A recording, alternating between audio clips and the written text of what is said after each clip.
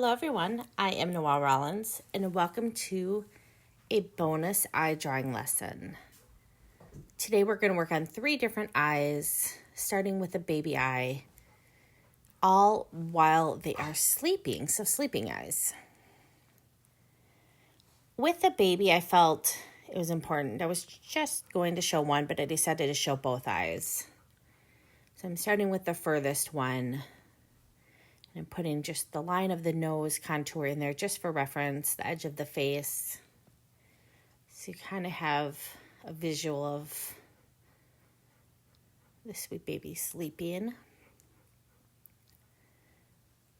So one thing when we're working on lash lines, when the eyes are closed, you're going to notice that it's a little bit more distinct because there's a little bit of shadowing where the 2 lids, the upper and the lower, meet. So you have the lash line and the little bit of shadow in there. So it's always just a little bit more filling in that you'll do. And typically baby lashes are pretty short. Unless you have a baby that you're drawing specifically with and I have seen a few like this just have these beautiful long lashes. You can do that for those. Otherwise, just typically less is more with the babies. So here we come in and we'll do the other eye. As you can see, it is a pretty straight line, a slight curve to it. Here I'm kind of showing where the eye socket is just to help me with the placement and shadows. So also with babies, they do not have a lot of imperfections on their skin yet, or like sun wearing and damage, things like that. So less is more, typically when it comes to babies. We don't show a lot of wrinkles or creases. We show what we need to, but we keep it pretty simple. So here we're just bringing the lash line and working a little bit on these eyelashes. Little bits of creases, just the lightest amount, and then we'll kind of imply where the eyebrow would be.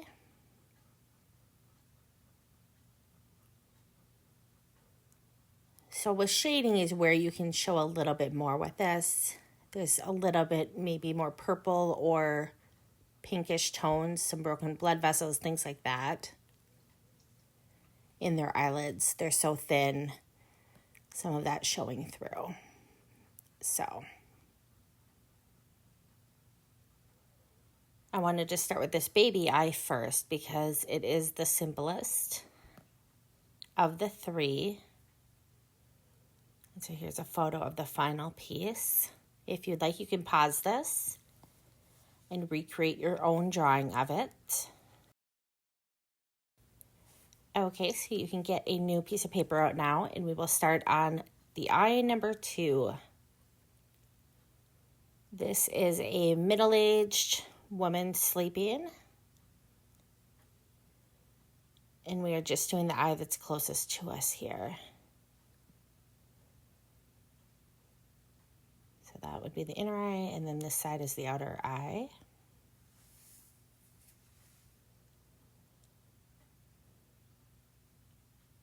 So showing a little bit of a crease here. When I was doing this, I really felt like I needed to add a teeny bit of shading just for context. At least really lightly, just to show how everything fits together. And if we were doing a very detailed drawing on this, we could have a lot of fun with showing all of the different creases and pores,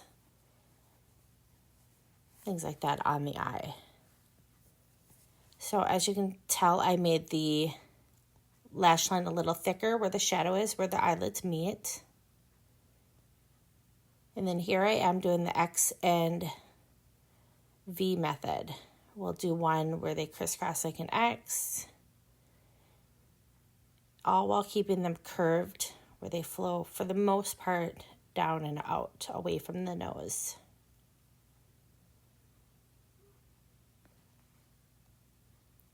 Now this person in this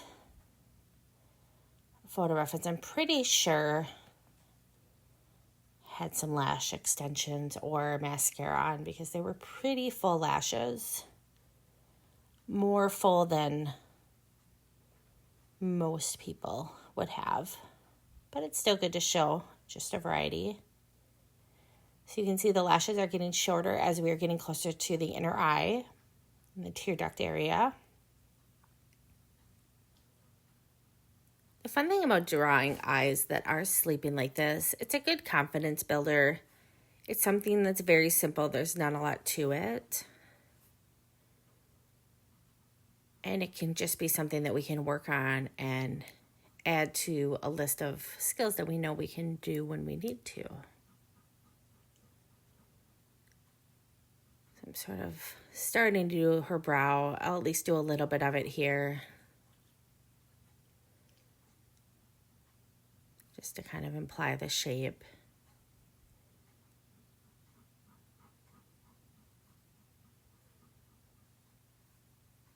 I just came in from outside, so you might hear my dog huffing and breathing in the background.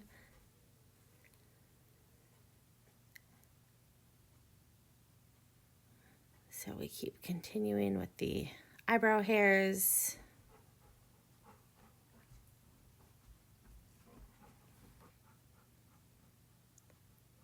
So you can get the idea now of how the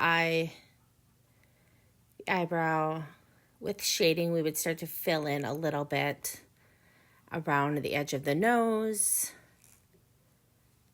kind of where the crease of the eye is on that outer part right there, and how it comes down into the cheekbone. But you can get the idea. Mostly the focus on the thicker, shadowy line. The eyelashes typically go downward. And for the most part, there's a small little crease in the eyelid normally that'll somewhat show. But it's pretty light and simple. So here's the finished piece. You can pause this if you would like to recreate it. And the final eye. So this is eye number 3. Here we are going to work on a man's eye who is in his 70s or 80s.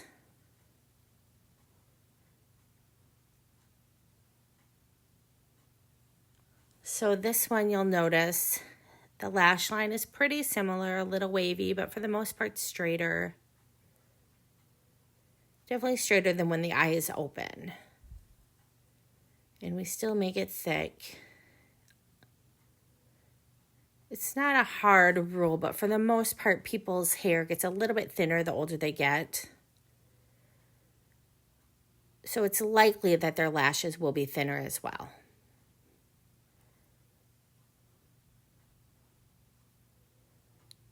It's nature's funny little joke that the lashes and the eyebrows might get a little thinner, but especially for men, it seems like the nose hairs and the ear hairs and things like that get a little bit thicker. So here's the eye socket roughly. So kind of doing that contour up into the brow. And he had a pretty thick brow. I'm just going to sort of imply part of it here to help complete the picture.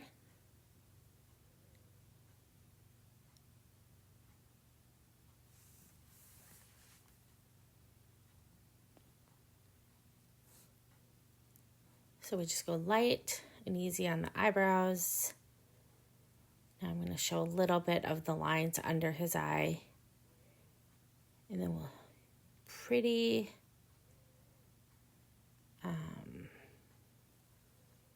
straight eyelashes. And they actually were a little thicker than normal. but it was tricky because there was a reflection off of kind of the center of them. And so if we were going to go very in-depth with shading, we could go ahead and show that. But you can still get the idea with the line drawing here.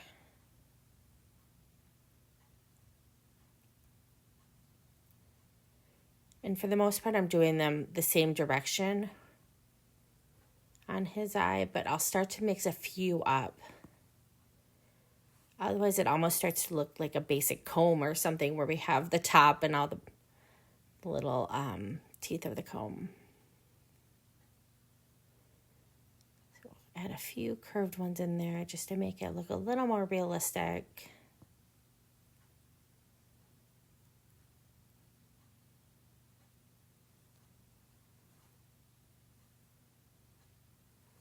I'm sort of double backing on the first little part of each lash to sort of also show the shadowing in there of where the lower lash would be kind of mixed in while the eyes close, and the shadow where the lids meet.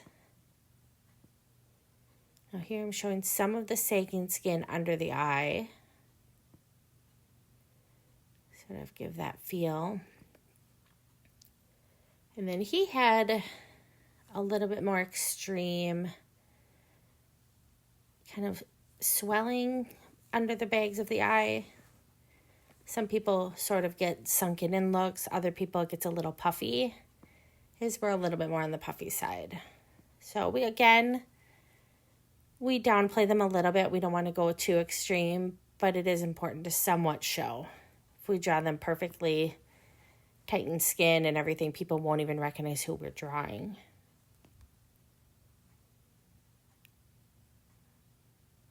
So you can see some of just the lines on the eyelid, just really lightly lay them out. A little of the implied shadow there.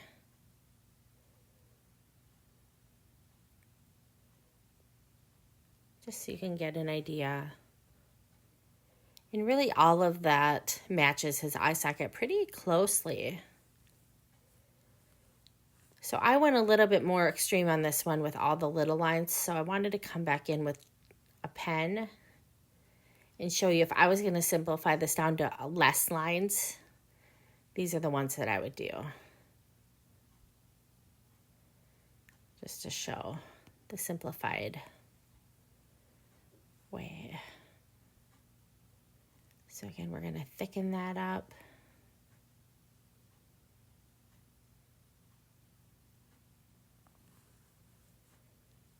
And then we'll retrace some of these lashes here.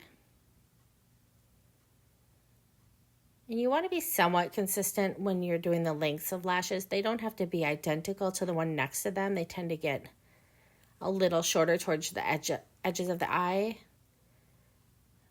But you don't want to have it be greatly varied to where it looks like somebody kind of cut them in a jagged manner. That's not realistic either.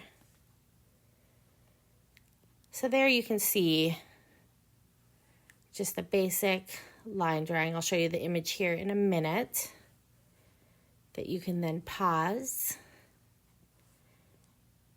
if you need to have a little extra time to recreate this for yourself. So those were 3 closed eyes. This coming week, we are going to switch into more types of tools to help us with our drawing, help us take a photo and how to turn that into a drawing using a few different ways. So I hope you'll join us for those lessons. If you haven't subscribed already, I would love if you would do so. And leave a comment. Tell us what you're liking about these classes so far, what you're hoping to learn. I look forward to reading them all. And I thank you for being here. Bye.